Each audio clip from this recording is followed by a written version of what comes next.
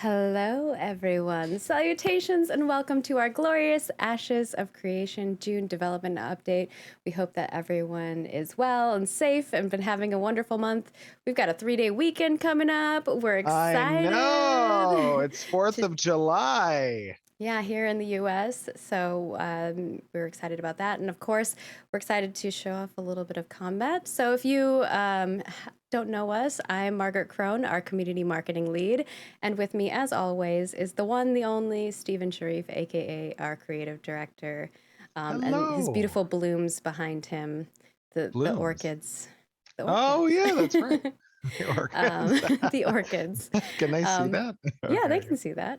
Nice. And of course, today we will be going over our quick reminders, and then we'll be showing off something you all have been anticipating, which is a Oh my small slice of gosh. combat. But this will be our basic weapon attack update.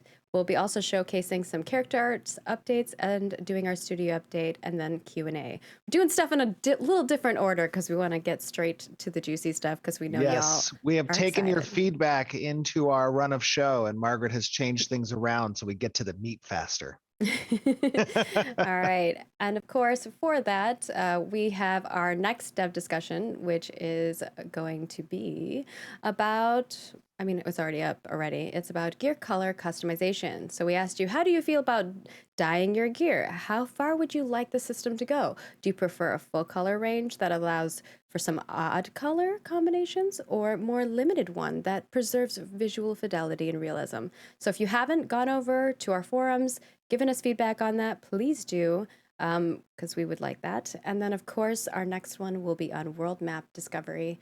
So definitely toss us your feedback on that Ooh, there's front. been some changes on the world map front, but I think we'll save that for a future update. But there has been some significant changes, Yes. just to tease that. I mean, that's going to be a fun update. I can't wait to Yes. I can't wait to showcase that. And Hmm. of course, we have our comment of the day, or of the month, I should say. And if you would like your comment to be chosen, all you have to do is when we upload this to YouTube, go over there, leave us a comment. Make sure you subscribe to us on YouTube. And if you are subscribed, we will be picking a random subscriber to be showcased. And for this one, we've got Ralm SLB, who wants to know, or who noted, love this idea and impact of seasons in the economy. However, I feel that 1 week real time per season is way too short. It should be like a month in my eyes. Otherwise, this vision of people carrying things around won't really happen. People will just stock up a lot for the winter, and that's it. So that's an interesting comment, and actually, just want to touch on it real quick. Uh, the weather systems, the season systems, that's going to be a obvious point of testing for Alpha 2, of course. You know, we're going to play around with the different cycles and times, and how they impact the economy, the rotation of resources, the movement of goods. Like all of those things play into the purpose, one of the purposes of having seasonal systems. So that is something that we are going to play with during our Alpha 2 testing, and we'll land on what feels both most comfortable, is visually appealing, but also has the impact on the economy that we desire to see, on the design side. Yes. So, of course, thank you all for your feedback. We've got a ton of seasonal feedback, and we'll be compiling some of those things and sharing them with our development team. So, we really super duper appreciate all of that. And of course, just a quick reminder that our opulent negotiations cosmetics swap over will be happening July 13th at 11 a.m. Pacific. Reminder that all of the variants made from these sets you'll see in game as NPCs, creatures, buildings, etc. And we'll actually be showcasing some variants today if you don't follow us Ooh, super closely. that's For those of cool. you who do, you might have already seen some of those, but we've made some updates to the imagery. And with that, I think we can go into our basic weapon attack combat update if you want to Yes. set some I preface would to the like video. to, yes, I'd like to preface the video. So I made this decision, what was 3 weeks ago? I stepped Like into, four, it three or was four like weeks 4 weeks, ago. three Yeah, or four four weeks ago. weeks ago. Yeah. I stepped in and I talked with We had Margaret, and another topic originally planned for we this month. did. However, it had been weighing on me that I wanted to begin showing some of the combat that we were getting completed for Alpha 2. And rather than having a big grand reveal of all of the class kits and abilities and the combat changes that we've made, I want to segment up these updates into smaller chunks so that people have an opportunity to comment on specific aspects of the changes that we've made for combat. And the first and foremost one that made sense for us to do, which is probably the most foundationally core aspect of combat, is going to be the basic weapon attacks. And I wanted to showcase and focus on the changes that have been made with regards to the directional movement functionality, root motion versus split body, the ancillary components of combat that are animation, VFX, and audio, and just show that at a base weapon level. So we decided that for this month, what we're going to do is give you guys a look at those basic weapon functions.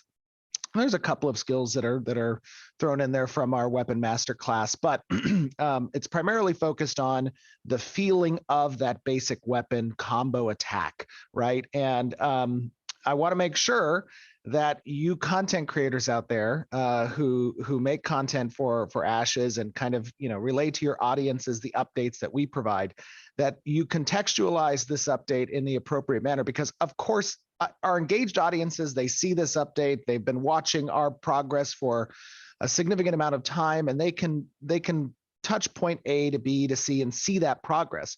But unengaged audiences, they look at something and they don't necessarily always have the best context for active development and what is a work in progress, of course, and they will look at something and assume it's a final product. Now, as you know, this is not the final product. We always iterate. We continue to improve. There's a lot of stuff that still goes into making combat a good thing. And combat's a really touchy subject because, you see weather effects and you see seasons, and those can look universally good. Or you see a character creator, you get the versatility and the functionality that's present there, the customization options, those can be universally perceived as very good. Combat is a very different type of subject, right? There are a lot of different ways that combat can be portrayed in games.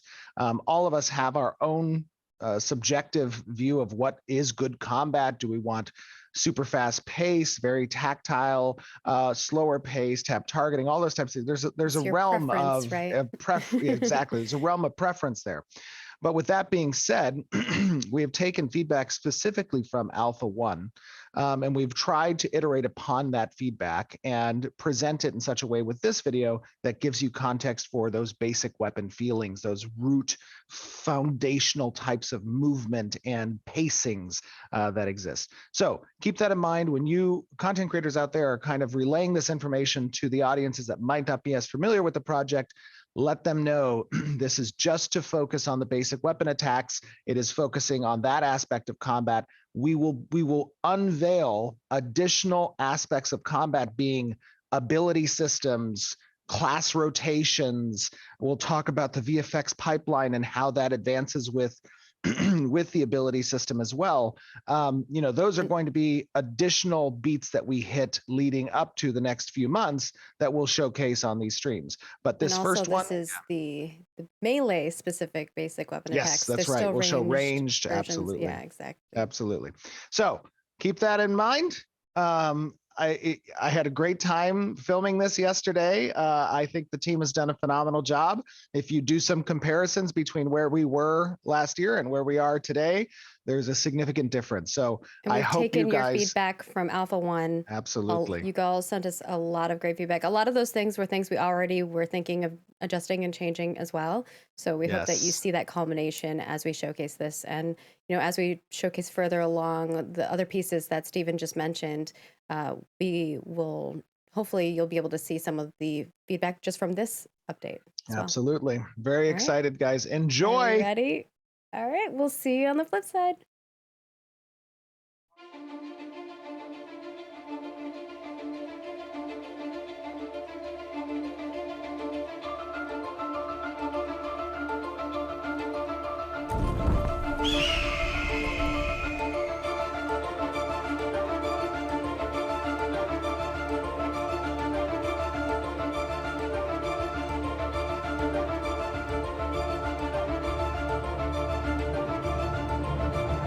Hello, everyone, and welcome to another live stream day for Ashes of Creation. Super excited to be with everybody today. We have a pretty awesome showcase. I think it's something that the community has been asking for a little while. Actually, I think the last time we showcased some combat gameplay was a year ago, roughly, almost. But I am very excited to show you guys what we have in the works today. I have joining us with me today two of our extraordinary engineers, Adam and Keenan. How you guys doing? Hello, Steven. Doing well. How are you? I am doing very good, running around like a chicken with its head cut off, but otherwise very good. Nice. Keenan, how you doing, buddy? I'm doing good. Glad to be here. Awesome. I'm excited to have you. This is your first stream, I believe, correct? This is my first stream. Very cool. Adam, you've been on a couple ones before this, yeah? Yeah. It's good to be back. Very cool. And then I also have joining us today one of our senior game designers, Mr. Trad. How you doing, buddy? I'm doing great. I'm glad to be back on stream. Welcome back. Very excited to show what you guys have been working on, what the team has been working on. I know I probably already said this on the stream, but I'm going to reiterate it here, that what you're about to see is not the final combat in Ashes. This is a portion of the combat systems. Obviously, a lot goes into making combat, right? From a visual effects perspective, from a mechanics and functionality on the engineering side, the design elements and how it synergizes with our class kits and ability systems, the balance of these things, the audio component, the UI. There's a lot that goes into making combat for an MMORPG, and the combat you're going to see today is very focused on one component, actually two components, I'm sorry. The first of which is our basic melee weapon attacks, in addition to our floating text UI. So keeping that in mind, that is the context of today's presentation. Previously, I had decided that I wanted to wait to showcase combat until, until we had pretty much everything done and ready to show. And as time grew, I decided what I wanted to do instead was showcase little portions of each component of the combat system, starting with the basic melee weapon attacks, and then we'll move into, in a later live stream, the ability systems and the class kits. And of course, we're not going to show every class kit and everything that's going to be in Alpha 2. We want some of that to be a surprise, right? But we do want to showcase the work that's been done and the direction that's been taken so that we get player feedback. And personally, playing this, I think it feels amazing. I think it looks great. I'm super impressed continually by our team's talents, as I know a lot in the community are after having seen the character creator and the weather systems and season systems. There's a very high quality bar that we're setting ourselves up for with Ashes of Creation, and I think it is what the community wants.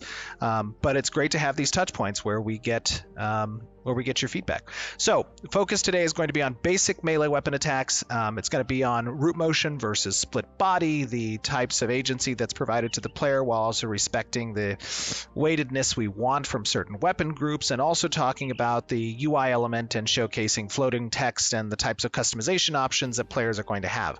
So keep that in mind. That's the context of today's presentation.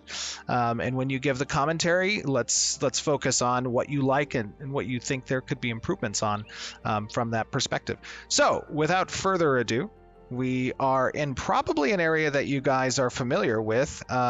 This is the Riverlands biome yet again. You saw this in the last month's live stream, but we are in an area that is known to harbor some scary things. So I'm just going to start kind of walking down in this area, and Adam, Keenan, Trad, if you guys want to talk a little bit about how this process began all those months ago on defining good combat for Ashes of Creation. Sure. I would say, it starts with all of the hundreds of thousands of hours, cumulative hours Yes. of MMO we have under our belt, right? We have a lot of hours of MMO gameplay under our belts collectively. We just got to push a couple buttons and we're immediately like, oh, it feels good or it doesn't feel good. It's funny, Keenan, actually, you say that. One of the you guys all know this because every one of you went through an interview with me, but one of the qualifying aspects of joining the team is, what type of MMOs do you like to play? Nice. Yeah, so it starts there, and then from there we sort of do our research. We have to take a look at the state of the art, and then we study it. We form hypotheses about what exactly it is that makes things feel good or not feel good, and then we make those things in as controlled a manner as we can. And then we turn the knobs, we tweak things, we see what feels good, what doesn't feel good. We come up with some rules, some processes, and then we put them to the test. And this is what comes out. Yeah, it's it's a very iterative process, right? Like, none of these things are like you form your theory on paper and then you go and you make the thing and it comes out to be exactly what you see now, right? Like, it starts out the first time not super great, and then what we have to be able to do as engineers and designers is identify what is not great about those things and then just continue to iterate on those things. And that's, as long as you keep making it better each time, eventually you're going to end up with something good.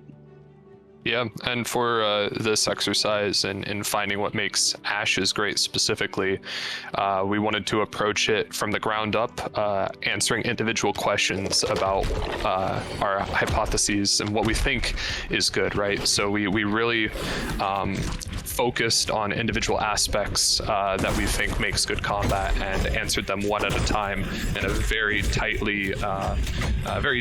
iterative process. And we ended up at something that we think feels really, really good. So Yeah, just playing this, I am loving the hit reacts, the visual effects, all the ancillary components that go into making the combat, but more importantly, the pacing of this kind of heavier weapon group. Also, as a side note, outside of the combat, one of the things I've not necessarily liked about MMOs traditionally in the past is that excuse me, every portion of land is covered by some type of monster, right? And it kind of gives you this weird feel. But here, like, this is a very dangerous area that we're in, the environment, and part of it gets communicated by the aspect of these rocks and like the specific types of materials that's represented here, but you don't know exactly where the threat lies per se, right? You kind of move up into an area, and if you move too far, you get the audio cue of the monsters like arising. Your character gets into the combat stance. They have some really cool aspects of animation. The animation team did an amazing job with the rolls here. I am loving, and also they're like death effect, just like swinging away and then flying off. That is so great. Yeah, I really like the camp feel of this area where, you don't just see these guys scattered around all over the world. No matter where you go, there's like something that's going to aggro you. It's more like, I'm going to grind here for a bit. Yeah, Steven, you were talking about how you like how heavy the sword feels, and that weight impact, that is one of the combat pillars that we have been studying and honing in on in our development process. The other side of it is being also like agency. To what extent does this weapon respect your intentions? And that's the part that's important to me. I'm a classic player. I come from traditional MMOs, right? Like I want to be able to move and attack at the same time. Right. Yes, and that was a huge point of feedback actually that we received during Alpha 1, was that we started with this more root motion approach to the basic weapon attacks. And ultimately, we called an audible mid-test. I remember it was in that end of July or beginning of August month, where we decided to implement a completely split body approach and get player feedback. And of course, the feedback was very positive, resoundingly positive, right? That players prefer that agency over that weightedness, but there's a little bit of a conflict there because they also didn't like the floaty feeling which comes along with not having the weighted approach. So how did that play into your guys's defining this current approach on the weapon attacks? How did you blend those two? Yeah, so we kind of approached it from looking at player agency primarily, as Keenan had said, and the games that really handled player agency the best are those like classic MMOs, right? Players really like how smooth the classic MMO feel, how much player agency they get out of it. And then we took that and we tried building this sort of impact and weight on top of it, really making attacks feel satisfying, making it feel like the inertia of the weapon and your movements are accurate, physically accurate. And we accomplished that through a number of ways. Really, again, talking about the process, we tried identifying each individual aspect of what we got out of these, more modern action games, and tried incorporating that into our classic MMO base. I think it all comes down to looking at it not as a binary of, are we doing split body or are we doing root motion combat? It's looking at everything as modular pieces and then dialing in those numbers to make something that feels high in player agency, feels very impactful, like it has a lot of inertia, it feels very physical. Yeah, my litmus test for agency in combat is take any moment in combat, pause time, look down at your hands, look at the keyboard. The buttons that you're pressing should be the directions that your character is moving. So with these weapons, even though there are little bits of root motion here or there, they're always respecting your WASD input, and I think that's what makes them feel good. I think another thing that you guys did that helps with that is the timing of which that gets registered, right? Like, it's not, at 1.1 iteration we had it where it detected what your input was at the beginning of the attack, and that just felt like if I decided to change my mind and go left instead of right in the middle of that attack, it's too bad. It already kind of queued that. And so I think now what you guys are doing is having it happen at like swing time, right? Yep, it's constantly looking at your input and adjusting.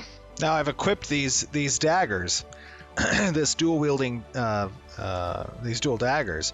Talk to me a little bit about the differences between the heavier weapon group and the light weapon group. Yeah, so initially in our investigation, we wanted to start with the light weapons to figure out how to really blend the weight of an attack and introduce, or start with player agency and then introduce that weight of the attack into it. We figured the least risky weapon to start with would be the lightest weapon possible, little daggers that move very fast, very high player agency, and not necessarily focused on big weight, much like a heavy sword. So we started with that and tried introducing little bits and pieces here and there, like small bits of root motion to get that nice like dashy feel in when you're attacking, and play into that inertia. I know Keenan might want to talk more about the animation timing sheets we introduced for figuring out these timings that feel good. Yeah, that's part of our process for communicating cross-department is using frame timing diagrams and being specific about how we not only want to animate, but also how we want to move during different frames of the animation. And we found that to be very successful. But one of the things that makes the daggers different than the sword is that the daggers never really slow you down. They're both respecting your directions, but the swords will actually slow you down at certain times. Like leading up into the strike, your split body movement is sort of blending down toward 0, and then you strike, and then it blends back up toward to 1. The daggers are not doing any blending like that. You're just split body, and then you're striking, and then you're back into split body. It's like a seamless process. Yeah, I'm just playing with the directionals here. I mean, on the animation team, they did a phenomenal job. I'm loving the kind of foot placement and movement, the strafing feeling on the body there. I know Alexi did a lot of work on the IK as well that we can see, like when you're, kind of stepping up different portions. It feels really good to play. Oh yeah, considering how physically based we are and animation driven our combat system is, it was super important that the animators, get all of that right, and they absolutely knocked it out of the park. I mean, one of the biggest things I think to making good feeling attacks is getting all of the departments involved in what feels good and on the same page, right? Getting everyone iterating. So, like in the process, we started with chopping up animations to build an ability that we thought felt good. And then we wanted to pass that off to animation to finalize those animations by chopping up our abilities and making animations that feel good. And then we can all loop everyone back together and finalize that ability. VFX has the same process too. So, it's a bunch of different departments iterating on a very micro scale to build something that is just awesome. Yeah, the animation team definitely had to take a deep breath when we went to them like, hey, those 3-part weapon combos that we like so much? We want different ones for each direction that you can move in. Oh, and also you need to be able to weave between the directionals at any time. That is pretty funny. One of the things that's interesting and is always a point of contention for those of us who have perhaps played different games and have become accustomed to specific visual representation of these damage floating text, right? And I want to showcase a little bit. I'm going to let them hit on me for a little bit just so you can kind of see. Directionally, damage you take, which is indicated in this red number, floats towards your left-hand side. And when you do damage to a target, they float to your right-hand side. Now, one of the very important aspects of these floating texts is providing the player with customization options that they can adjust the size of the floating text. They can adjust the color composition on how these texts are represented. They can also include damage icons to indicate the ability that's used for those floating text. And importantly, excuse me, we also call out the crits that you do in a separate way, how they pop in. They're slightly above those, the other numbers. And then more so, we also have additional functionality for cumulative damage value. So I'm going to kind of go through that. You'll see here as I press, different option. Now we've changed the colors. Whoops, hold on. Let me see. Make sure. Is that color going off differently, or do I not have my... Hold on. Still yellow. Is it? Okay, let me try this very quick.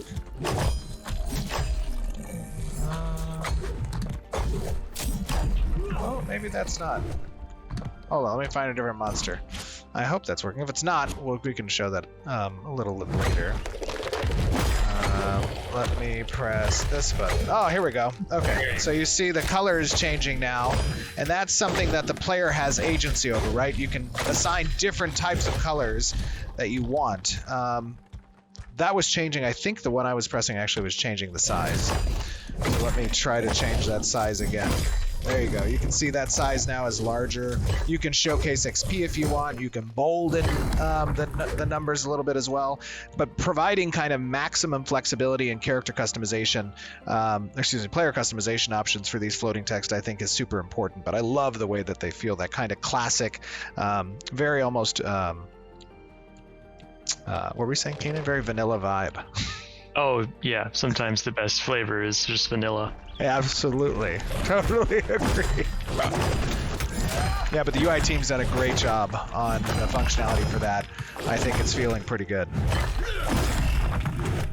Yeah, that's very cool. So where are we now when it comes to kind of the spectrum of light to heavy attack options on these basic weapon attacks? What's kind of next for this as we showcase it to the players? Well, I think we've sort of defined our spectrum with the light and the heavy when it comes to agency versus weight versus impact. When you look at the heavy, I think we're close to saying that this is sort of the most we want to compromise agency for weight and impact. And once we have that upper bound, we can sort of play with all of the different intermediate points, right, as we start to build out other weapons. But we have interesting explorations as well in how all of this translates into ranged and also ultimates. We might take the limiters off for ultimates and just see what the coolest things we can make are. Yeah, that's going to be pretty interesting. Another component, by the way, of defining kind of the weapon attacks is also the visual effects side, and weapon trailings, the intensity of those weapon trailings, how they scale based on the type of weapon, the level of weapon that you have, but not just the trailing on the weapon per se, but also the ground decals. Like for this heavy weapon, that first strike, you see that that decal in the ground I love that look. And even on the backswing, like when I hit the ground behind me, it's causing that decal.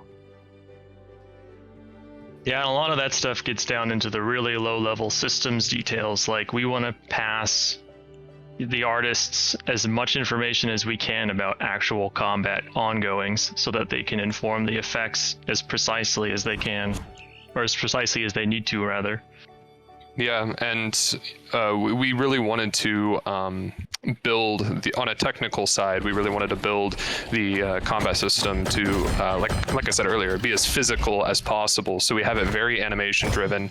Everything is handled based on a reference of animation as opposed to like nebulous timings, right? Which allows it to feel very impactful and very responsive. So when you hit the ground decal actually appears on the ground when it should. That's something that may not be seen in other MMOs. So we really wanted to make a big focus on that and focus on the responsiveness. Yeah. One thing I failed to mention, by the way, apologize for that, is actually you guys are seeing the Pyre male for the first time in game. I know we've showed him on the stream before as these character races get further fleshed out, but here you're seeing him in full flesh and blood, so to speak, virtual flesh and blood, I guess, in the game. And that's pretty cool to see. I can't wait for players to kind of get a look at the customization options and the character creator for this race. Also, another thing that's really important, I think, is the audio component. And Kat has done a phenomenal job in both the sound design for creatures as well as for the weapon. And actually, you guys haven't seen anything yet because we have a lot in store on that front that I think is going to be pretty cool. And it's all part of the presentation, right? It's all part of what makes combat feel good, is also the auditory component in that. Talk to me a little bit about the capabilities that the audio team has when it comes to accessing combat and the abilities. Yeah, similar to VFX, we plan on piping in a lot of information. That's something we've been working a lot on recently, is tooling for VFX and sound effects, right? It's a super important part, as you said, of the package in order to sell that weight and that immersion in the game. And there's going to be a lot coming online. So I'm really excited to see what we have in store for that. So yeah. Yeah, I don't know if we'll ever show it on stream, but we're building a sort of singular tool that all of the teams can use to build abilities and tweak them.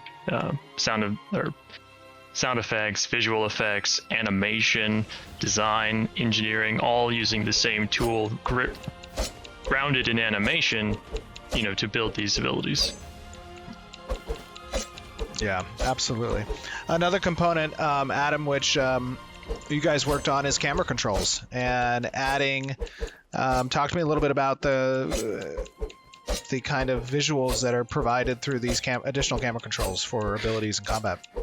Yeah, so I mean, the word of the day has been impact and weight, right? And a lot of that is sold through what the player sees. We didn't want anything to be nauseating or over the top, and certainly people can adjust it in option settings, but we wanted something that would sell a lot of the weight without being too over the top and too sort of cartoonish, right?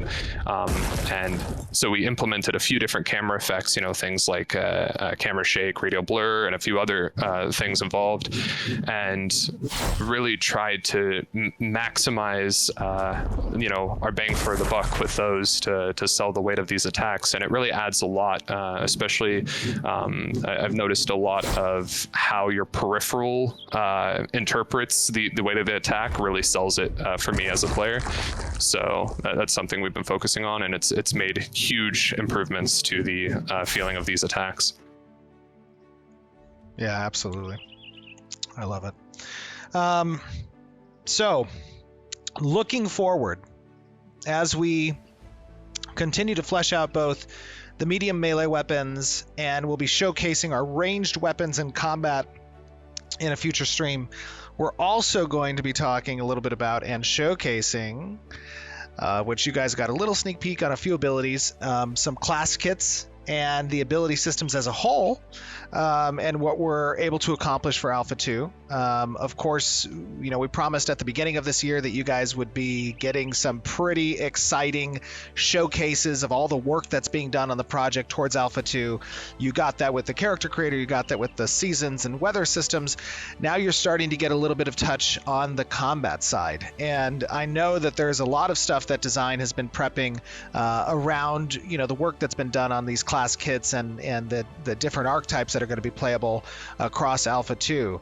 But there's a lot in the store, and there's a lot of functionality that the engineering team has provided our designers when it comes to both the functionality of certain types of abilities as well as the synergies possible between them. You want to talk a little bit, Adam, Keenan, and Trad, about what's possible given our ability toolkit?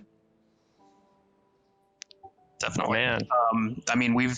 So this whole, prototype process has been kind of, 2 steps. One of those steps was what, Adam and Keenan were talking about a bit there with, their hypotheses on, what makes good feeling combat. And they've done a great job on that. But the other side of that was also just, coming up with these almost mock class kits. The idea was this might not be the final class, but there will be things that we can take from it that we like and then get rid of that we don't like, and let's just make something.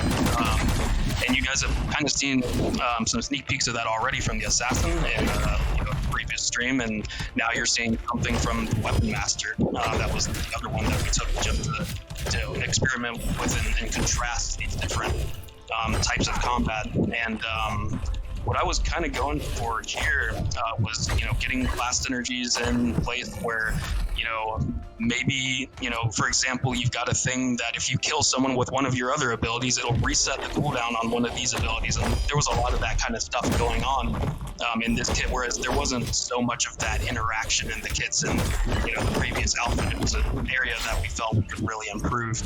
And the good thing about that whole exercise that we did is we came up with a lot of cool abilities. You're not seeing them all here, but they, what it really did for us is it developed our tools, because we realized, we can't do this or we can't do that. And so like the designers and Adam and Keenan here would kind of go back and forth and say designers need to be able to do this particular thing that we can't currently do. And then they would take that and they would make it possible in the tools. So we're really putting our best foot forward here. So that when we are going into the full class design, we're going to have a lot of stuff that we need to hit the ground running. Absolutely. Yeah, go ahead, Keenan. I was just gonna sort of build on Trad's point.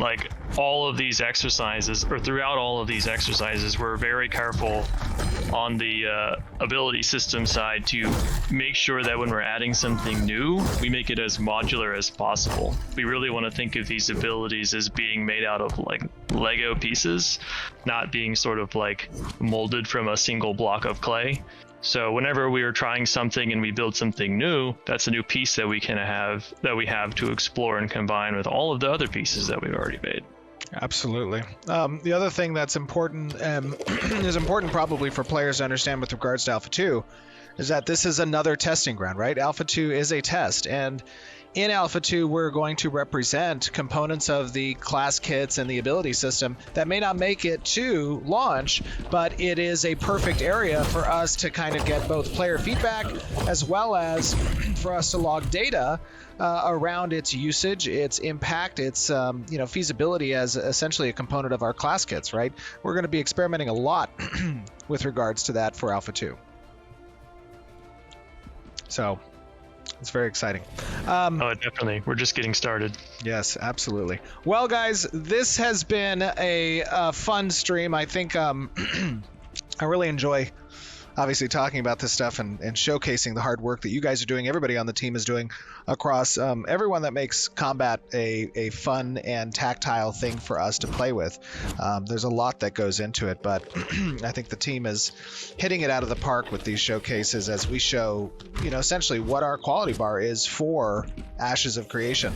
So I want to thank everybody for tuning in and watching. Please make sure, it's very important that you guys give feedback with regards to kind of what you saw today. It is always something that we are iterating upon, but generally based on what feedback we already received out of Alpha 1 and the pursuits that our engineering side as well as our design side have been examining and playing around with. We feel really confident in this approach for the basic weapon melee attacks.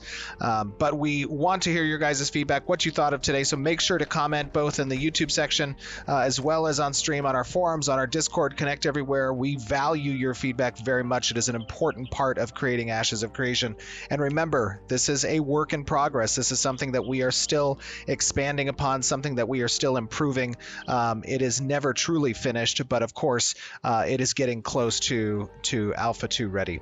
Thank you guys again for tuning in. Adam, Keenan, Trad, thank you guys for being a part of it. Always appreciate the insight and the talents that you guys bring to Ashes of Creation as a game.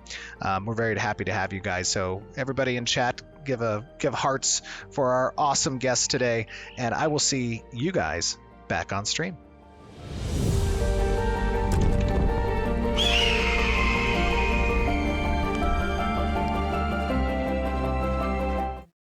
Hello. Well, there it Well, is. yeah. We have ripped the Band-Aid off. Yeah, so to speak. But I feel like from reading the chat, I do have some questions that you all Yeah. posted, but it seems overwhelmingly like most of you like it. There is a little feedback here and there. And if you have feedback for us, I believe right now, if Vaknar is following along, we will have a basic weapon attack combo feedback thread posted to our forums. Yeah, and I just want to kind of comment real quick. So the biggest takeaway that you can ask yourself after watching that, if you're a member of our core audience who's been following development for the last few years, Mhm. is the direction and the improvements that you've seen here the right direction? Is that a positive growth from what you have seen last year I see an overwhelming yes. versus to where you are seeing it now? And if that is the answer that you give, then what that means from a development perspective is that it will continue to get better on that path. And the reason for that is we are taking our time when it comes to the quality of this game. And what that means is the additional bells and whistles, the more polished look of animations and visual effects. And as we expand on this idea of combat with class rotations, all this stuff is going to come together into a very tactile, kinetic style of combat. And that's our goal, right? And this gives you a look at what that directional change has been. And if you like that directional change, realize we're not even in Alpha 2 yet. And this is where the combat's at. So by the time we're close to launch, you got to project out what that expectation's going to be. Games take time to make, Yes. especially at the quality level and the Especially bar that we're good trying games. to set. Yes, Yeah. especially good games. Look, anybody can rush a game out the door, right? We see, and I'm not talking negatively about like other game companies or publishers or whatever. But the truth of the matter is that there are deadlines that Mhm. projects have. And whether something is finished or not, sometimes that deadline doesn't move. And that can result in the experiences that we've shared as a MMORPG community in other games. The benefit or the luxury, I would say, excuse me, the luxury that we have on Ashes of Creation is our goal is to create something and not ship it until it's ready. And you as a community are part of the litmus test in determining when something is ready because our process is transparent. We're showing you monthly updates. So your feedback on something, whether or not it looks good or it feels good, is this ready to be launched into an alpha 2 or to launch totally? That's something that is a question that gets asked to you guys, right? And to us. And I Yeah. think that's the important reciprocal relationship that we as developers have with the community. And that's why we ask for your feedback. That's why we ask for you to get engaged. That's why we ask for you to comment on forums, on Reddit, on whatever, right? That is a very important part of our process. And it's something I think that is not unique to Intrepid, but it is something that is not done overwhelmingly across a lot of projects. And so we want to capitalize that as much as possible. And that's why the decision to release small chunks of the combat changes that have been presented and do it earlier was a good one to make. And I'm glad to see the response in the community. I think We were nervous, but I think yeah, at the same time, I we're was- nervous yeah, every I time. know. We never, we always hope that you would like It's- what we it's show. our baby. Yeah, but Yeah. at the same time, we know it's a work in progress, and not everyone else can understand that. So it's, sharing our journey. But there were some questions in chat. I would like to try to get to some of those. We do have a Q&A as well that we'll pull from the forums from previous questions that were already pulled. But these ones are specifically questions that people were asking whilst watching, and Sure. have the video playing in the background as well. So Just Fine wanted to know, can you have Stephen clarify what they meant by this is the upper bound for agency versus weight? Does that mean they want to go more heavy than this, or does it mean there is some No. room for improvement there? Well, there's always room for improvement. As I said, it's a work in progress, so Yeah. we're going to be improving on those things. However, what's meant by the upper range of agency is there is a balance between player motion and agency, as we call it, right? And weapon weightedness, that almost locked in place, rooted position. The heavier the weapon is, the more restrictions you want to place on that player agency to showcase the rooted effect, that weight, that heavy weight kind of aspect. And so what we've done by presenting you guys with both the dual daggers and the two-handed weapon is we've kind of shown the range between that complete player agency in the light weapon attacks, that's the dual daggers, and the maximum range of rootedness or weightedness that's present on the two-handed weapon. And that's the spectrum in which our basic melee combat will exist within. So if there are medium weapon groups that exist in between there, it's going to be somewhere in between that spectrum. All right. And then these next two questions are both in regards to UI, and I already know the answer, so that's why I'm mixing them together. One is in regards to, and this was a lot of people, so I didn't quote Sure. a specific person. There was a lot of people asking about this. But can they change the color of the text, Yes. of the floating text, etc., customize it in any way, like pick which color they want for crits, etc.? And then Snooky X or Snucky asked, Yes. will there be any HP indicators and things of that sort? Because they didn't see that in this. Yeah, just real quick. So when it comes to UI, we have a very talented UI team, by the way, in love with all the work that they've been doing so far. And we are all in agreement that player customization options are paramount when it comes to UI, right? That is a very subjective thing that we've all become, our own flavors we like out of certain components of the UI. And so instead of trying to force down the throat of our players a specific approach to UI, why do that when we can develop options and customization that the players can influence themselves? That includes color compositions, it includes text sizes, it includes bolded, it includes options of which informations you're Moving choosing to stuff display. around, scaling. Absolutely, like that is our approach from a UI's perspective, 100%. Yeah, and as a content creator myself, being able to customize the UI to match my overlays and things like that will be amazing. And I've appreciated Yes. that in other games. So we're Yeah. definitely keeping those things in mind for y'all. This next question, there's actually two parts to it. One is from one person, one from the other, but they kind of tie in about the same topic. So this is from the Shiniest Bubble wants to know, I wonder how much moving the camera slash targeter affects hitboxes. It seems like movement might be moving the hitbox during the attack. And then Mass7 wants to know, you should not be able to move that fast while swinging. That's their kind of like Well, perspective of it. So yeah, no, those all I kind of think tie in.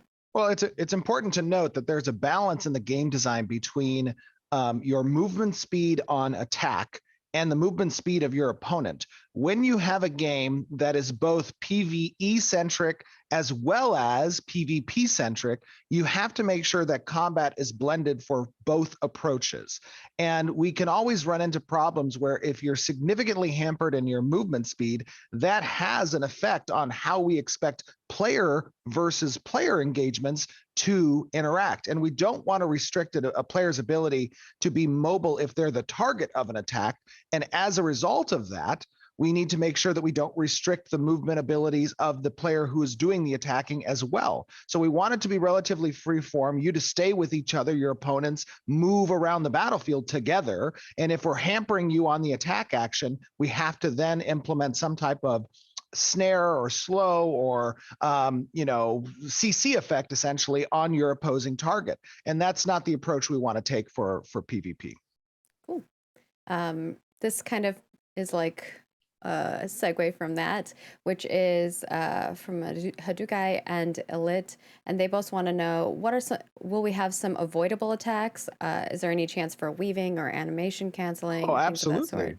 Yeah, there are intended dodges and gap closers and mitigating increased mitigation effects for incoming damage that are situationally reactively relevant, right? So you see an animation wind up, that's a telegraph on what's coming, and then you have response actions that you can take as a result of that in order to dodge, weave, move, do whatever, right? It is both a combination of what your rotation is, but also how you have reaction abilities ready to go that you save for certain circumstances that are important.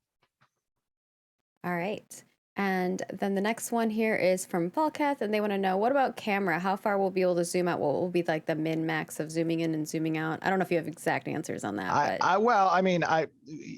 I personally tend to be a fan of having maximum zoom capabilities, right? I want to be able to see what's going on around me. That's my experience as a raid leader, as a shot caller, as a guild leader. I kind of want to have the perspective of the battlefield. And I know a lot of other players like that too. So again, leaning into the player option side here, allowing a pretty significant distance on the zoom is something we're going to be going for. And you can kind of see that as I zoom out in different sections of this combat. It's pretty high up. So Stephen does like to be zoomed out really far. And we've gotten a lot of feedback that's like, don't zoom out that far. So it's a mixed bag. It's another subjective thing, but preference. Whenever you have that preferential or that subjective aspect, give them the option, give the players the option, let them choose if they want to be zoomed out, very far, or if they want to be close in. I mean, how many times I've played a game where they have some type of mod that you can install that gives you a higher zoom distance. And I'm just thinking to myself, why do I have to have the mod? Why can't I just have this choice? And that was a question we've already stated. We don't want to allow mods, but if there are things in customization that you want, please send us that feedback, as we want to implement those things. We want them to be native to the game and for you to be able to customize them. So the next question here is from Shoximity, and they would like to know, will different races have different animation for combat? Sorry, Myers. Well, they won't. What we try to do in order to limit excuse me, there's a lot of stuff to make in an MMO. So I don't know, I've often said this, and making games is hard. Making an MMORPG is probably the most difficult type of game you can make. And our MMORPG is a particularly ambitious one. When it comes to assets, when it comes to animations we have to author, we want to save as much as we can in certain places while also keeping the level of quality that we want to hit. So one of the ways we do that from an animation perspective is we're not going to be having, I think, unique combat animations. However, we will have unique non-combat animations, such as your idle, your walk, your run cycle, things that the combat attacks do not have to blend back into, right? Those combat attacks, animation-wise, blend back into the combat idle stance. And then when you're out of that combat idle stance into a non-combat idle stance, that's when you take the unique poses or the unique walk and run cycle, just to give it, character flavor for what the specific race you're playing is. And that's how we mitigate the bloat that would come if we had to make all of our combat animations blend back into the combat idle stance, if that was a unique one. Yeah, I mean, one of those swings is like they have to make so many different animations just for that one swing because of like all the options that you could choose, go left, right, straight, backwards. Like it's not just one animation that they make for one swing. It's a lot of transitions that they have to make from just that one swing. Absolutely. We would be here forever if we answered everyone's questions. So I'm going to ask this last one and then we're going to transition because we still have more stuff to show you all.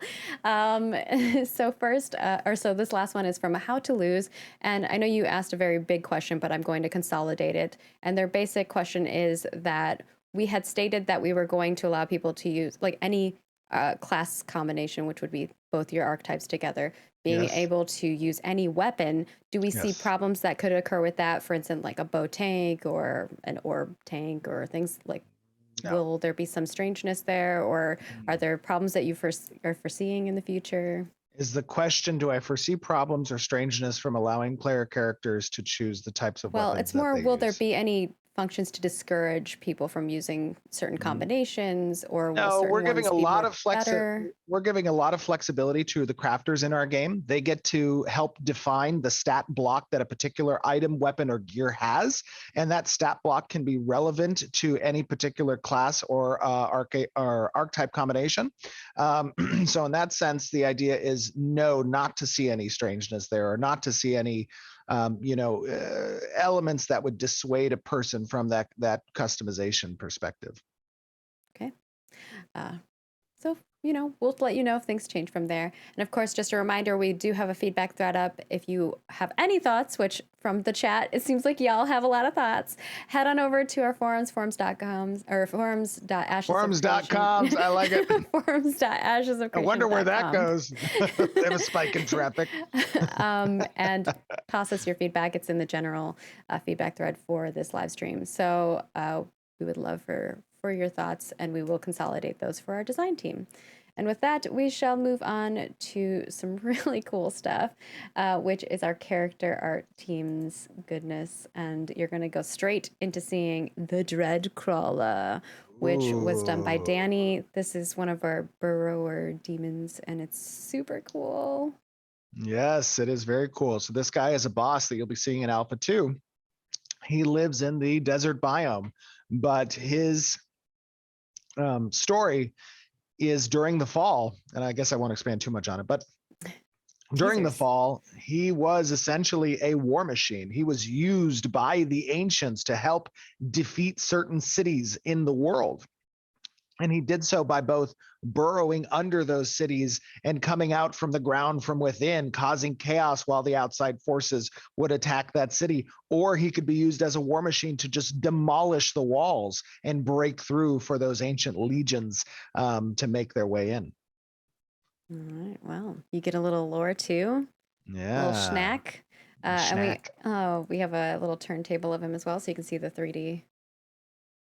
I love the interactions that Danny has on the top of his head, the little dude that pops out and his little projectile that he shoots. Yeah, you can see it sticking out there if you're wondering what that little piece is. It is pretty cool. It is very, very neat. The little touches everyone puts on things. I mean, it goes back to like the passion that we have. Everyone is super passionate about their expertise in their field, and you just see that in the work that they put out. It's pretty amazing. Stephen has mantled together quite a group of people. Yes, we have pulled together some very talented people for sure. And this one is the Mantle of Radiant Grove. We actually have a few different variants of this as well. Like we said, these are going to be used for NPCs, or you can see the weapons here as well in the world. So one of our developers was like, maybe we could make it so the NPC based on the season would change, the leaves would change color with the season, which Yes. I think is cool. I'm I manifesting know, that. or some of the leaves just fall off as you're running and you just have like a little trickling of Oh, leaves make it behind you. happen. Sorry, Jim, your team. We're just gonna keep adding more things to your team. They already have that effect for the trees. We can just That's apply it true. to the costume. Well, I think you'd have to have it smaller amount. You don't want like a Yeah. whole tree falling down. Of from course they behind. adjust it, but that's a Yeah. slider. It's just a slider, Jim. It is a That's it. slider. And then next up we have our curse charger. So this is kind of what I wanted to showcase is like, this is the curse charger that you all have seen. This is a little touched up, better. They've been touching up all of the creatures. But here are the variants that you're seeing come from them. So it looks quite different. If you've watched a lot of our other streams or seen actually our in-game footage, you've probably seen a lot of variants as well. But I just wanted to kind of show that a little bit more for you guys, especially for the folks who don't maybe follow every little post that we put out there. But yeah, I like Jinsey the has claws. done. Yeah, Jinsey took these and made them even better, if that's possible. She's just amazing. And Eli did the mantle of the Radiant Grove. Yes. And last but not least, you did see the Pyre in game, but we have some updated images. If you follow us get on ready social, for some booties. Get ready for some booties. if you follow us on social, yeah. So I tried to post these on Discord to our PI people, and it was not letting me because the It was getting flagged for nudity. it was getting flagged for nudity. But yeah, they look amazing. We've taken a lot of your guys' feedback. We still have the branchlers, even though some people don't like them, but you know, there are other races that you can choose from if you don't like branchlers. And as we demonstrated, by the way, I know you guys are going to be asking this question. Yeah, We demonstrated in the character creator. there are sliders. We do have sliders. So it is a thing. Yeah. Yes. And I'll show you this will prompt the slider question, I'm sure. By the way, This not is- just one set of sliders. This is an equal opportunity sliders. There's equal opportunity sliders. So let's be clear on that. I wish I could like zoom in on your face when you said that. But yeah, so we have taken your feedback and we've made some adjustments. And of course, I believe if you follow us on social, Stephen actually teased these already, and Vacnar did update that thread, the Pyre thread, with the new images. So if you have any feedback on them, you can go over to that thread, and if we see a large amount of differences in the feedback, we'll definitely relay that over to our development team. But we've already sent them over a report, and that's why they've made the changes that they have made. And then this is the male version. I was going to say, did we not have the male one? Yeah, we have the male. Just, you know, going through Equal them. opportunity, equal Yeah. opportunity, Maggie. Well, sometimes we only show one over the other, That's and true. people That always is ask. true. I know. And women's bodies tend to be very controversial, so we usually start with some some of the male ones. Controversial? Yeah, What? people have thoughts and feedback on how they should be, you know, portrayed. So, That's true. but I think that, you know, we'll provide you guys with sliders that you can adjust based on the different races and how far along those scales we want to showcase. And if you haven't seen our character creator, like if you're new to Ashes of Creation and this is your first stream that you're watching, oh my gosh, go to our YouTube channel, go search in the little search box character creator and go watch our character creator. Our team is like, that's not even our character creator finished. So please go look No. at it. It is phenomenal. Absolutely. And then I'll play the 3D version. And then we will get to our Q&A and wrap up the stream. Actually, do you have any studio updates that you want to talk about? Hiring is going great. We had, I think we had almost 400 applicants last month, and we accepted, I think, 14 of them. So we are doing a great job on that front. Very excited with the talent that we have that's joining the team. We're continuing to grow. So things are going really good on that front. Sweet, sweet. Yeah, and I think with that, we'll pop over to our Q&A segment if you're good with that, Stephen. Absolutely. All right, and I'll play the video in the background, so we have something to look at whilst we go through them. So our first question here is from North the Mage and Elwyn Drill, and they both wanted to know about naval mechanics. Are there any plans to have wind in sailing? And I know we've talked about this topic a little, Ooh, that's but a we very haven't good gone into question. super depth with it. Yes, there is wind. Wind is an important component of the open sea, quote unquote, open sea. So that's all non-coastal areas. And that open sea, based on the composition of wind and the open sea, will influence the speed directionally that a boat is traveling in. And how that speed gets influenced by the winds. That can be an important strategic component when discussing like timing for trade runs or timing for what your location is in relationship to your target out at the open sea. And it just creates a little bit more fluid and dynamic experience when you're at sea, that like you're not in this cove and you always know how you're going to interact with the open water and the speed that you have, so you can predict accurately what your intercept rate or distance will look like. If that is a variable and that variable changes, right, then you have to adapt your strategies for that variable. And I think that is a very healthy and keeps things fresh from a perspective of a cat and mouse game that usually occurs between ships in the open waters. I'm excited for naval combat. Yes. It's going to be fun. Next up, we have Kiwi asking about gear customization, which, we do have a thread about it. So with the most recent dev discussion going on, what were your plans so far with color and dye system and the color and dye Absolutely, yeah. system? So one of the things that we want to do, again, talking about player agency, is we want to give them the ability to kind of change the appearance of their armor sets that they're wearing. And the way we've approached the dye solution is through a channeled system. We have a 2-channel dye system where the first channel is a lower grade dye that it has influence over between 10 to 20% of your overall armor appearance. And then the second channel dye is a higher tier dye that you have to acquire. And by doing so, you can influence the remaining 30%, up to 30% of that armor appearance. So up to a total of 50% influence that can occur across all the pieces that you wear. Now, one unique approach to the way we're doing this dye system is we're not allowing individual dyes to be applied on individual items, but instead we keep a cohesion across the set by applying that dye channel to your character. And when you equip a piece with your overall character, it will assume that dye channel from your paper doll. So you apply the dyes to your character, and when you equip a piece of item, it will take that dye and it will influence the channel over that particular piece so that it comes into alignment. And the reason that we're doing that is there's a lot of options with regards to customization for your character appearance, whether it be through transmog, through costumes, through mixing and matching sets and pieces that you can wear, right?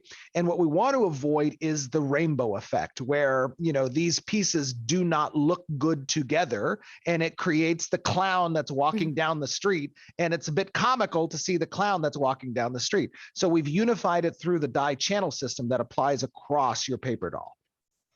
All right. There's definitely some thoughts on that. So our next question is from Kraken, and they would like to know about freeholds. Do you expect most players who want a freehold to be able to get one, or will they be prestige symbols owned by a small fraction of players? That is a very good question. I think the answer is that if a player wants to achieve a freehold, they can achieve the freehold. However, the amount of effort, resources, and time that's required in order to achieve that freehold is a large amount. It is something that is a monumental achievement for you to get that freehold. And the reason why is because freeholds tie in very heavily to the processing artisanship aspect. Some processing can be done in nodes, but the best processing is done on freeholds. And we want to make sure that there's a little bit of a throttle or gate on the amount of effort that's necessary to achieve that influence over the processing market. And that means that it takes some time to achieve it. So ultimately, to answer that question, anybody who puts the effort in should be able to achieve a freehold, but it is going to be a major achievement for that character. All right.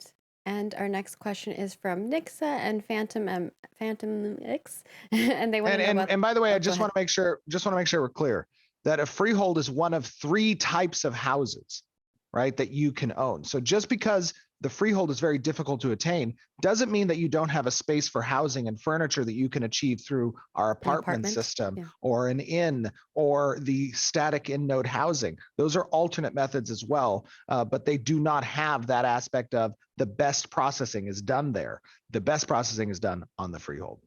And being able to customize the outside of what your freehold looks like. If you're The an static apartment. housing, apartment Yeah. you can't. You can Yeah. customize the interior, but the static housing and nodes, they do have an outside area that you can Yeah. customize. Yeah. I was referring to the apartment, but yeah. Thank and, you for and clarifying specific, too. absolutely. And Yeah. specifically on the freehold, one thing that's unique is the blueprint system, right? Mhm. Acquiring specific buildings that you can build ancillary to your home on the freehold as well. Yeah. And the next question is regarding the weather system, which we showcased. Will there be flooding caused by heavy rain, snow melting, or storms with rivers rising and rougher waters on the ocean, or the opposite with droughts? Yeah, I think that we haven't done any work on that yet, but in the weather and seasonal systems, we have talked about the potential of including flooding as well. I mean, the arid or desert type climate system that can be applied relatively with ease. The flooding can be a little bit more tricky from a tech art perspective, but it is something that we have discussed. Having certain submerged areas that flex between seasons of being flooded, where it becomes an underwater environment, and having times where it is a non-water environment for dungeons. That is something that we haven't worked on yet, but we have talked about. Wouldn't be present in Alpha 2, but it's something we want to It explore. would be very cool to have like that dynamic combat where Yeah. like, ooh, during the winter you want to go there for this, and during the summer you want to Absolutely. go there for that. Yeah. And also on that side, we have shown how our tide system works too. So like, Oh yeah, the if you're tides. Yeah. if you're interested in seeing that too. Yeah. And we have from Bomanizer, they want to know about game settings. Will dense foliage be baseline in the game, or will people turn them off in the settings to minimize PvP efficiency? Think hiding in bushes. We will or not laying allow. We in will grass. not allow players to to adjust the density of foliage actors in the world. That will be universal. So it's going to be, of course, there are going to be areas that are more dense than others. It's meant to be part of a part of the world that players can utilize for certain purposes, like hiding in for PvP. However, there will be collision with those foliage actors and the player capsules. So as you might see that bush moving and think, huh, that's odd. That doesn't look like wind. There must be something there. And that's the kind of immersion that we want, right? Yeah. And like when you're walking in the grass, if things move and you're like, what's going on over there? Right. That would be cool. As a fellow PvPer, that'd be fun. Triel wants to know about weapons. Will equipping different weapons change your skill set? And if so, No. how will you balance that in regards to class identity, as in having character be Sure. defined by their equipment base as opposed to their class? I am not a fan of in MMORPGs having equipment-based skill sets. I think that you have class-focused skill kits, and that if I know your class, I know what you have access to. I might not necessarily know what you've spec'd into, but I am sorry, I strongly dislike the idea of tying the skills into the weapon. I think it's unique. I think it's novel. It's just not for me necessarily. Our approach is not going to be providing skills through weapons. It's going to be providing skills through classes. And then we have Hamlet, who wants to know about bugs and exploits.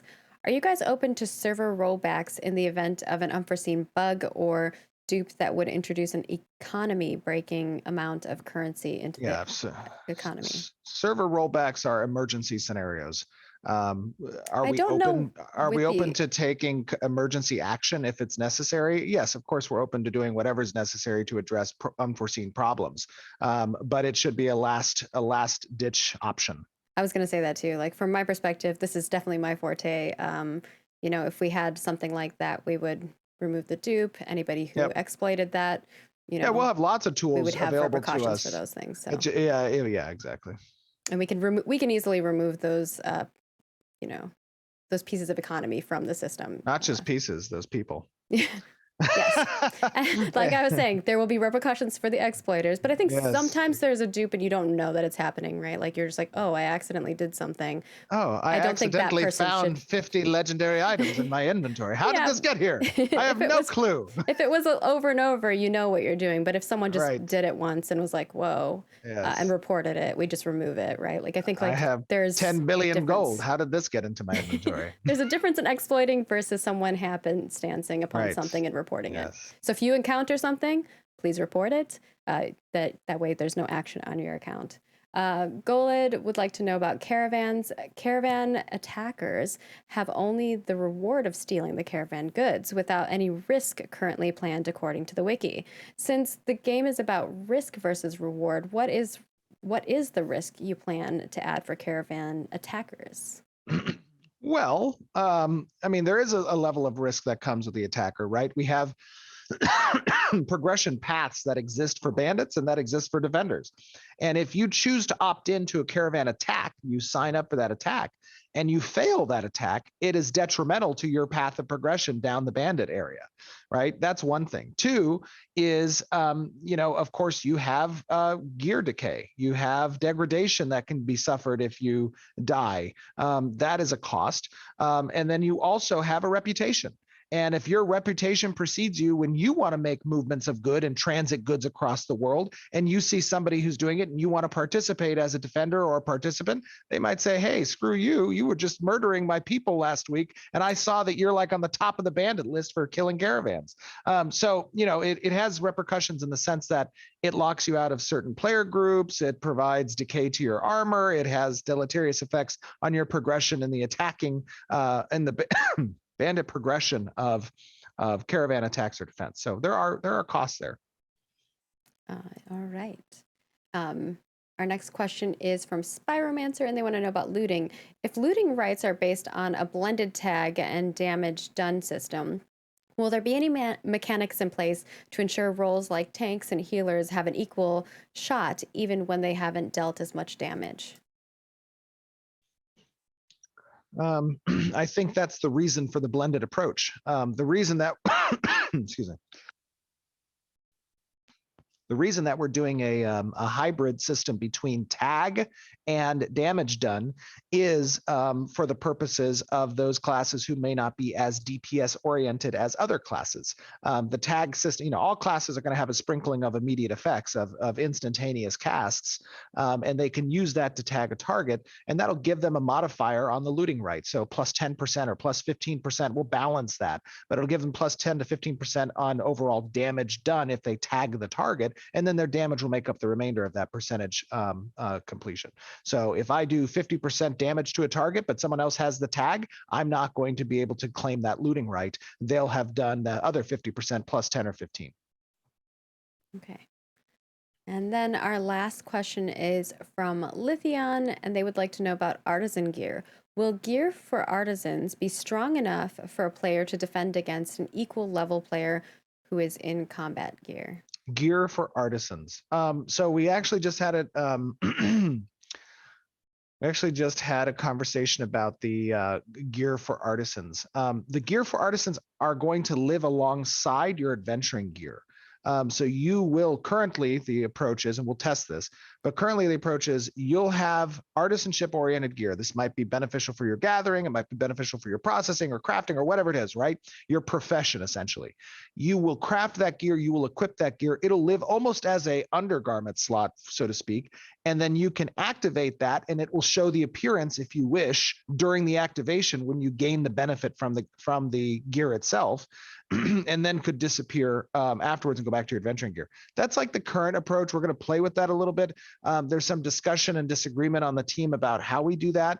But our hopes are for Alpha 2, we will have, I think, a couple of sets at least. We're demonstrating all of the artisanship from gathering to processing to crafting in limited fashion in Alpha 2. And we want to have that gear present to kind of play with this approach. And then the flip side of this question, in case they meant it this way, if you had crafted gear versus gear that you attained through like I thought they were talking about like profession gear. I believe that is, but just in Oh. case that this is the other alternative way that they meant that question, how would crafting gear compare to like that of How would raid gear crafted or gear? PvE Oh, gear, etc.? crafted gear in the game is the best gear. So I'm going to tell you one thing that I cannot, I'll be less inflammatory in my speech. One thing that I'm not a fan of is that you develop a crafting system in a game, right? And you've spent a lot of time making this from a material and resource perspective, all the tables that you can receive, all the connectivity in the economy and how crafting is associated with the game. And then you undermine the crafting entirely by presenting a separate route of gear acquisition that is on par with the crafting efforts. So here you have these people who are acquiring all of the resources, getting all the recipes, leveling up their professions, and then everything they make is less or equal to anything you could just have chosen the easier path of and gone down the questing and received the best gear. So what we do focus on is that crafters make the best the best things. They make the best things. I gotta And believe you. yeah, No, I'm just thank kidding. you very much. I apologize. Just kidding, I'm just messing. So they make the best things. And the reason they make the best things is because the effort required to make those things is monumental. And that's an important aspect of the whole gameplay loop. Awesome. And I'm pretty sure they meant it the first way, but I think having both answers is great for the audience. And with that, we're going to wrap up our June update. We hope that you all have had an amazing month. We definitely have on our end. We have so much more to share with you throughout the upcoming months. So we hope that you will tune in next month for our July update. And any other final things you want to mention, Stephen? I just want to say at the end of last year, we promised you that this year would be a banger when it comes to the stuff that we showcase. And I've been very proud of the quality that we've achieved in the showcase of the character creator, of the weather systems, of the combat direction. And I think there's a lot more great stuff in store for you guys. So I just want to reiterate, the most important thing is get registered on our forums, go comment, give us your feedback. The big question is, do you like the direction of today's update? Is it a positive change? Is it better than where it was, right? That is what's important. Give us your experiences, give us your feedback, do it on our forums or on our Reddit or on our YouTube, wherever you want to do it, wherever you feel most comfortable. But feel free to get engaged. That's the whole reason we do these updates, is because one, I mean, we love showing the work that we do, but two, we want to elicit that feedback. So that's the important aspect. Just want to and right now there are quite a few threads up. There's a gear color customization, dev discussion, and our basic weapon melee attack combos. Both of those feedback threads are up. Please give us feedback on them. Also, just as a reminder, our opulent negotiations cosmetics will be swapped over on July 13th. So if you want to grab those by 11 a.m. And of course, thank you to everyone who tuned in live. If you're watching this on YouTube, we super duper appreciate you as well. And, we hope that you all stay healthy and safe.